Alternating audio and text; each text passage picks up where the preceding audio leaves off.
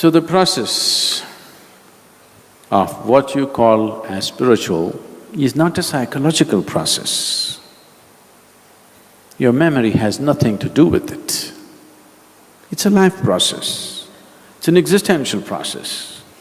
This can only happen if you allow yourself to be just a piece of life that you are. To do this, we do many things here and you might have seen people in the ashram walking around with those orange tags. You've seen the silence tags people are wearing. Just shut up. Because shutting your mouth is only half the job.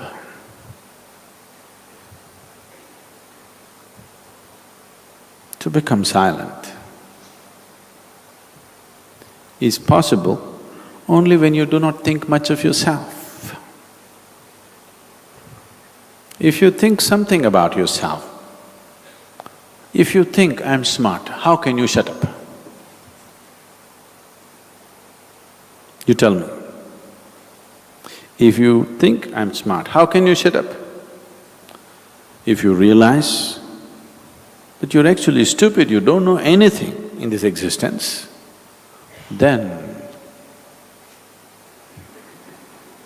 isn't it? Then you can simply look at life with great sense of wonder, without a thought appearing in your mind. If you think you are smart about everything, you got explanations and calculations and nonsense going on in your head. If you see one thing, 1,000 thoughts will go off, isn't it?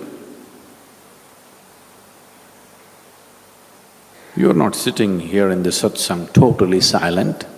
You're agreeing with me, disagreeing with me, making comments within yourself, making comments about the clothes that somebody is wearing next to you, appreciating it, depreciating it. Everything is happening. Am I wrong?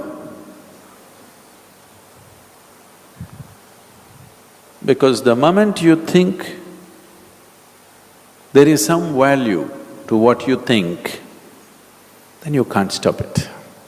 No way to stop it. It'll just go on and on and on. When you see there is absolutely no life value to your thought process, it is just memory recycling itself. It is just the same old nonsense recycling itself. But if you're excited, if you're enamored by this recycle, if you think it's great, you cannot stop it.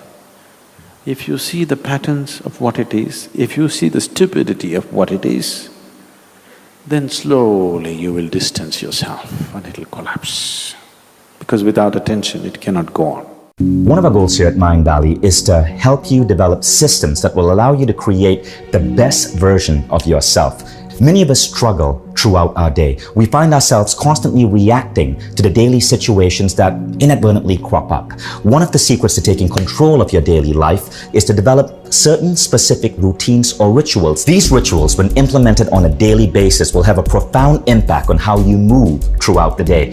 I've narrowed it down to 5 key rituals that, if you make them part of your day, will have the most optimized impact on how you succeed for your entire day. And remember, perfect days lead to perfect weeks lead to perfect months lead to a perfect year, and perfect years lead to an extraordinary life. Robin Sharma once said that the first hour of your day will define how the next 24 hours unfold. So you really want to make that first hour of your day absolutely deliberate and magical. And here's what I found helps me best. So first, let's talk about your daily set points. Here's what a set point is. You need to start every day by touching base with your body so you know the status of how things stand. I do this by checking my weight and body fat percentage the first thing every morning. I check these against what I call my set points. Now, what's a set point?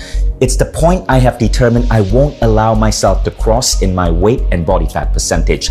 Think of it as a line drawn in the sand that I am determined to never step across. If I find I've crossed my set point for weight or body fat, I make sure I work out regularly and I eat right for a couple of days to move back down to my established set point. So many of us see these things slip as we age, but when you set points, you stay young and in control of your body. Now, the next ritual is optimized meditation. A lot of people misunderstand meditation. It's not just about clearing your mind. I think of meditation as a transcendent practice, and modern science shows that there's an exponential curve in terms of studies on how meditation improves just about every aspect of your life.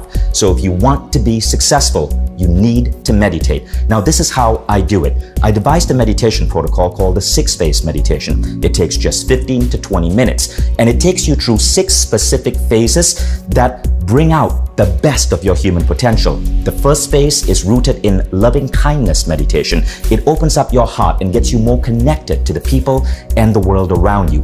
The second is gratitude. Science shows that gratitude has the highest correlation with well-being of any other character trait. The third phase is forgiveness. And forgiveness, science is showing, doesn't just have an impact on your body, but it changes the way you function across the day. You're less reactive. You are more compassionate and understanding. The fourth phase is about seeing your ideal future. It's creative visualization. The fifth phase is about visualizing your ideal day unfolding. And the sixth phase is simply a blessing or a prayer or asking for guidance from whatever higher power you believe in. When you layer these 6 phases together, the 6th phase becomes a powerful form of meditation that is being talked about by some of the world's most elite performers, from NFL Hall of Famers to celebrities. We just started asking Tony about whether you drink or not, and let's pick up that conversation. Yeah, so we found out you don't drink, and there's I'm not a good against reason. drinking in any way. Yeah. But those who want that buzz, want that high, where else can they get it? What do you suggest? Well, we were just saying that, both my parents were alcoholics, so it's not like I'm against drinking. It's just the way they behaved at that point was kind of abusive, and kind of was very abusive, and so I didn't want to be part of that. But we all want to be able to change the way we feel, and that's what I spend my life showing people how to do. And what most people don't know is emotion is created by motion. The way you move determines the way you feel. You have 80 different muscles in your face, 80. For most people, this is the largest area of unemployment in the country. They use the face the same way, they feel the same emotions over and over and over again. So what I was saying is, I have this deal with myself called priming. Every day, I say, look, you got to have 10 minutes for yourself. If you don't have 10 minutes for yourself, you don't have a life. And I'm not going to hope I feel good. I just got back 6 countries in 12 days. I was in India 2 days ago. Wow. And I woke up here feeling like somebody ran me over with a truck. But you got yourself psyched up. But the way I did it is I do this process. And it's 10 minutes. I put some music on. I do this massive change in my breathing, so it radically changes the way I feel. And then I do this 3-step process. First, I do 3 minutes of gratitude, where I think of 3 things I'm really grateful for, and I associate. I don't think of it over there. I feel it. And the reason is, when you're grateful, you can't be worried. You can't be fearful. When you're grateful, you can't be angry. And anger and fear are what screw people up most in their relationships, in their life, in their business. So I wire myself. I was saying to you that most people want to be happy, but their habit is to be worried or pissed off or frustrated or stressed. And so they've got a highway to stress and they got a dirt road to happiness. So I wire myself. I've got a highway to gratitude, which changes all your emotions. And then I do a 3-minute process of kind of a prayer for my family and friends. And then I do a 3-minute process of the top 3 things I want to accomplish. I see it as done and I feel it. I'm done in 10 minutes. So sometimes I go 20. But my deal is 10, so there's no excuse not to do it. You know what? I think it's a great way to kind of set the tone for the day. It does. It changes. Listen, we've all had times when you snapped at somebody and you felt bad because it wasn't them, it was the state you're in, right?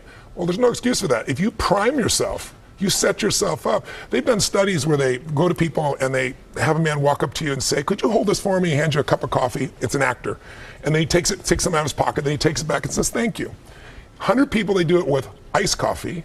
100 people do it with hot coffee. 45 minutes later, another actor comes by and says, listen, we're doing this little test. For $5, would you read this 3 paragraphs and answer 3 questions? Most people say yes. It's a little story. The questions are about the character. What's the character like? 80% of the people that got iced coffee say the person is cold and mean. Wow. 81% of the people that got hot coffee say the person is warm and gentle or nice. That's how much we can be primed by our environment. We think we're just feeling what we're feeling, but our environment, if we don't take control of our environment, it takes control of us. Pretty wild, Tony. Now, this is easy for you to say. Look at you. You're like an investment banker. You probably have a master's from Harvard. I bet you have 3 degrees from Harvard. No, I got a high school education. So what happened? You never went to college? Well, my mom, I was going to USC. I wanted to be a sports. I was taking journalism. I was getting a scholarship. And then I had some major challenges with my family. I had to take care of them. And then my mom got very upset. I have 4 different fathers. So I kind of had to take over. And so I went and started my first business at 17, and I started from there. It was working for a man named Jim Rohn, and then I started off and became a seminar broker. I actually filled other people's seminar events. And then I got better than the people I was promoting, and after a while, I decided, heck, I should do my own. And then I began to just expand and do work. And when I started turning around athletes and Olympic athletes, and I got to Nelson Mandela and Mother Teresa, and then I got to President Clinton, and it just grew. What was Mother Teresa doing wrong before she met you? If anything, I mean, come on. Did she ever have a day where she felt like she got off on the wrong side of the bed? No, you know what happened? She was in San Diego, and I don't know if you remember, years ago, she got very ill, and they rushed her to the hospital. And I guess like 3 days into it, she left in the middle of the night. Can you imagine? You're at the hospital and you lose Mother Teresa. And she wrote a note that says, "Thank you for your help, but I have to help people that are in need. I can't sit here." And she went across the border to Mexico. And she said, "If you really want to help, don't send me a hospital, send me a mobile medical unit." So in those days, I was friends with a very famous actor, and he and I were both fans of hers. And I said, "Why don't we just go buy this, you and I? Don't do a press conference. Just drive it across the border. Let's give it to her. We'll get a chance to visit with her."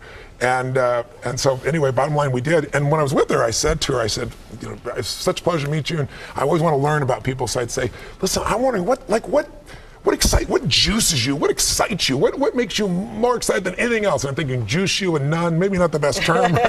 And she looked and she said something I'll never forget. She said, "Tony," she said, "what excites me most is to see a person die with a smile on their face." Wow. I was like, wow, not number 1 on my list, but I'm impressed. Right. She's an amazing woman. So Tony, one of the critics actually that I once met said, "Yeah, Tony's techniques, they were great for about 1.5 years and then they wore off." What do you say to that, folks? It's real simple. If you don't work out, you don't get a muscle, right? So I always tell people there's a daily practice like priming. If you don't do that, if you get up and you just have no discipline whatsoever, you get no value of anything. You know, diets don't work when you don't do them. Exercise doesn't work when you don't do them. But most of the people have some experiences that they want to shift. And once you shift those things, your whole life changes. But life is constant growth. My life isn't here because I went to one seminar one time and now my life is fit for life. I work out, I train my mind, I train my body. It becomes a lifestyle. It's not just like you're depending upon somebody else. I'm not here to become somebody's guru. I'm not here to give them a gift. I'm here for them to open up their own gifts. And that's really what my work has been.